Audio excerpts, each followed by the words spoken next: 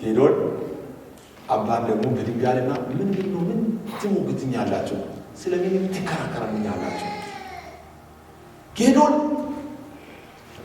ጌዶን እያፈረሰ የአሽራም ጌዶንን አይመታም ነበር፣ አይገልም ነበር፣ አያጠፋም ነበር።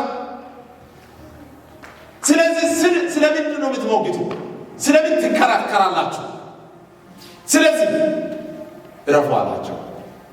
ዩራበኤል ብሎ ጌዶንን ሰይሞ ሄዱ። አሜን ነው። ዛሬ እግዚአብሔር አዲስ ነገር በቤት ላይ ሊያደርግ ሲል ጠላቶች የሆነ ያመጣውን ዶክሜንት ዛሬ እግዚአብሔር በዜሮ ያስገባል። እስኪ ይቆረጣል በላ፣ ይደመሰሳል በላ፣ ይፈርሳል በላ፣ ይበተናል በላ። ኢየሱስ ማን ነው? ኢየሱስ ማን ነው? ከዛ አሁን እስራኤላውያን እርፍ ሊሉ ነው።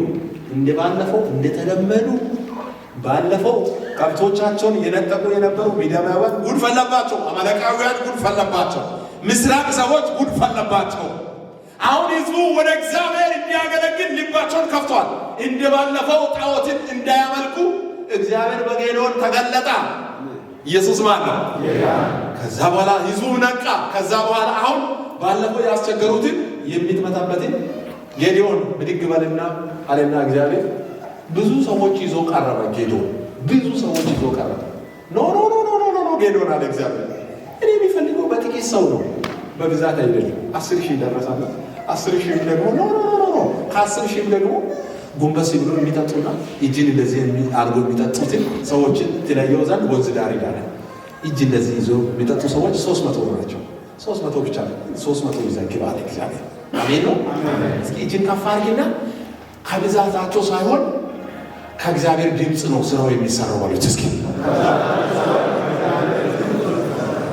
እኔ ልንገራችሁ፣ እኔ እያወጭኩ ያላችሁ ሰዎች አንድ ነገር ልንገራችሁ። እኔ ቃል እያወጭኩ በእናንተ ላይ እግዚአብሔር ብድግ አድርጎ አዲስ ነገር ይፈጥረዋል። ቃል ነው የሚሰራው በእናንተ ህይወት ላይ ያለውን ነገር። ዛሬ በቃል በኩል የሚመጣው ድምፅ የእናንተን ታሪካቸውን ይለውጣል። 300 ሰዎችን ጌዶን ይዞ ገባ። ወዴት? አማሌቃውያን ያለበት፣ ሚዲያማውያን ያለበት፣ ምስራቅ ህዝብ ያለበት። እስከ ዛሬ 7 ዓመት ለካ እነዚህ ናቸው አሽራምንና የባውል ጣዖትን ሲያመልኩ ኃይል ሲያገኙ የነበሩ። አጋንንት እንዴት እንደሚከስ አይታችኋላ። እግዚአብሔር ጀርባ እንዴት እንደሚያዞር አይታችኋላ። ጥቂት እግዚአብሔርን የቆሸሸ ነገር ይዛችሁ መቅረብ ወደ እግዚአብሔር ፊት ለፊት ከባድ ስለሆነ እግዚአብሔር እንዲሰራ ምክንያቶችና እንቅፋቶች ይሆናሉ። አሁን ይሄ ከጸደ በኋላ ጌዶን 300 ይዞ ሄዳል።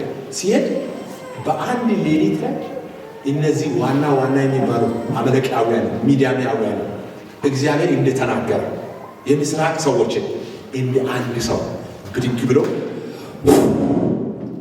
እስኪ ጠገብ ያለው ሰው ይነሳል በላ ደመሰሳቸው፣ አጋደማቸው፣ ድንኳኑ አንከባለው የጌዶን ድል የጌዶን አምላክ እያሉ ዘመሩ። አሜን ነው። ዛሬ እንደዚህ የሚዘመር ከዚህ ቤተክርስቲያን ድምፅ ከሰማይ ይመጣል። እጅን ከፍ አድርጊና ጊዜው የኔ ነው በላ፣ ጊዜ የኔ ነው በላ፣ ጊዜ የኔ ነው በላ። ስለዚህ መርገም እንደዚህ አይነት በአፍ ኪዳን የሚመጣ መርገሞችን የመስመሪያ ምስጢር እየተናገርኳቸው ነው አለው። አሁን ደግሞ የምስጋና መስዋዕት በማድረግ እግዚአብሔር የትኛውም በእናንተ ላይ የታወጀውን መርገም የመስበር ምስጢር የመጨረሻ ጥቅስ መናገር ፈልጋለሁ። ዕብራውያን ምዕራፍ 13 ከቁጥር 15 የምስጋና መስዋዕት በማቅረብ የትኛውም የአፍ እርግማን የሚመጣውን የመስበር ኃይል ታገኛላችሁ። ዕብራውያን ምዕራፍ 13 ከቁጥር 15 በፍጥነት ከቁጥር 15 ላይ እንግዲህ ዘወትር ለእግዚአብሔር የምስጋናን መስዋዕት ማለት ለስሙ የሚመሰክሩ የከንፈሮች ፍሬ በእርሱ እናቀርብለት። ይህ የምስጋና መስዋዕት ነው። አይታችኋል። እዚህ መካከል ውስጥ ላይ ስንቶቻችሁ ናችሁ ለእግዚአብሔር ምስጋና የሚሰጡበት እግዚአብሔር ስላደረጋ ከዛ ረጅም አገር በብዙ አቅጣጫ መጣችሁ እግዚአብሔር እዚህ ሲያመጣ መስዋዕት የሚሰጡበት ጊዜ አላችሁ? ለእግዚአብሔር ቀን አላችሁ?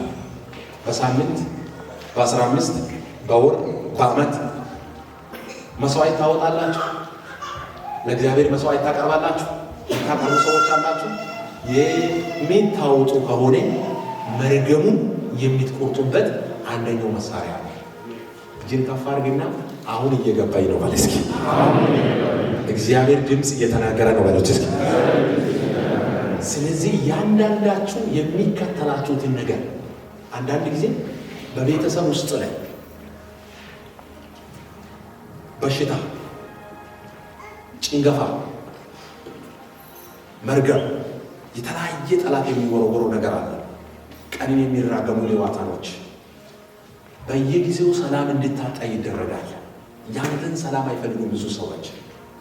አንተ ሰርታ እንድትባረክ አይፈልጉም፣ እንድትሰፋ አይፈልጉም።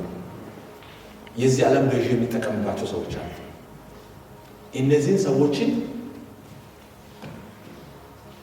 በኢየሱስ ስም ብቻ ሳይሆን ተግባርን በማድረግ ምስጋና በማድረግ በኢየሱስ ስም ታፈርሳለህ። አሜን ነው፣ አሜን ነው።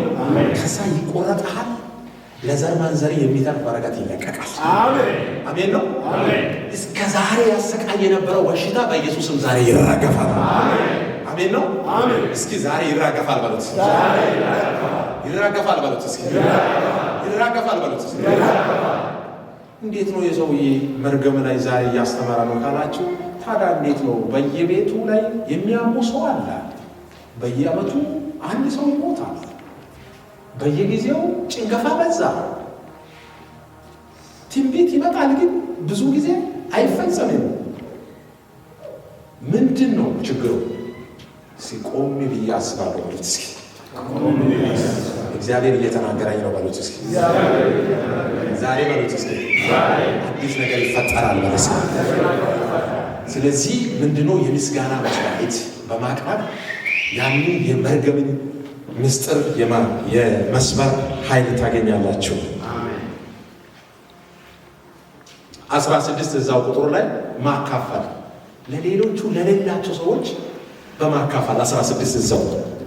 ነገር ግን መልካም ማድረግ ለሌሎቹ ማካፈልን አትርሱ፣ እንዲሁም ያለው መስዋዕት እግዚአብሔር ደስ ያሰኘዋልና።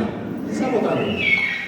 አምስተኛ ያላችሁ ሰዎች ታካፍላላችሁ ለሌላቸው ሰዎች፣ ለተራቡ ሰዎች፣ ለተቸገሩ ሰዎች፣ ግራ ለተጋቡ ሰዎች በእውነት ታካፍላላችሁ።